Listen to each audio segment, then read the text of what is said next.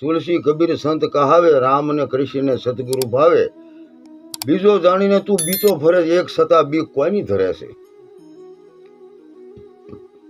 કે બીજો જાણીને તું બીતો ફરે છે, એક સતા બી કોઈની ધરે છે. રાખ હિંમત તો કે નિર્ભય થાવે, ગુરુ વિના તને કોણ છોડાવે. ફેરા 84 ના ફરતો આવે, ગુરુ વિના તને કોણ છોડાવે. કોઈની તાકાત ખરી એમ.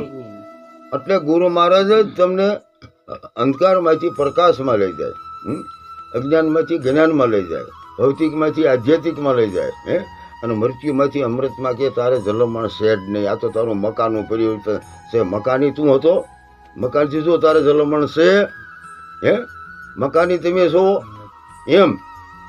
એને નિર્ભય કરી દીધો પછી એને જલમણ રહે ખરું.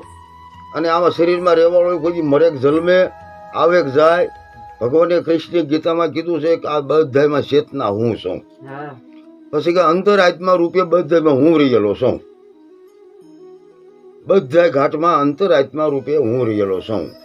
અને એ પાછું કીધું છે કે બધે મને જોવે, બધું મારામાં જોવે, તો એ માણસ કે મારાથી અદ્રશ્ય હું એનાથી અદ્રશ્ય નથી.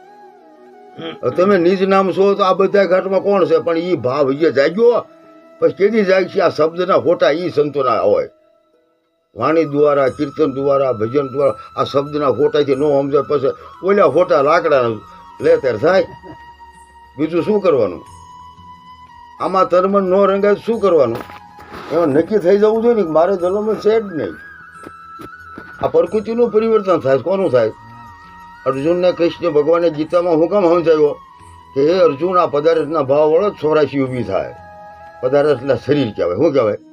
આ શરીરમાં રહેવાવાળો છે એને પદ કહેવાય. બીજા પદ અવિસળો હોય અને પદાર્થ બહુ માણાનું શરીર 100 વર્ષ રહે. હાલો એમ. એટલે કે પદાર્થના ભાવ વાળો તો 84 ઊભી થાય એમ. તમારું સ્વરૂપ છે એ પદ છે. પદ અવિસળ હોય. પછી એને તમે અમર પદ કયો કે આત્મા કયો કે પરમ પુરુષ કયો, પરમ ગુરુ કયો, પરમાત્મા કયો, જે કયો હોય કયો.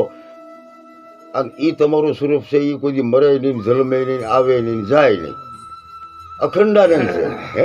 જલમણ છે જ નહીં એને. પણ જ્યાં સુધી દેહ જ્યાં જડા જ્યાં લાગેલો હોય ને ત્યાં સુધી બીક છે ને. આ શરીરી હું, શરીરી હું.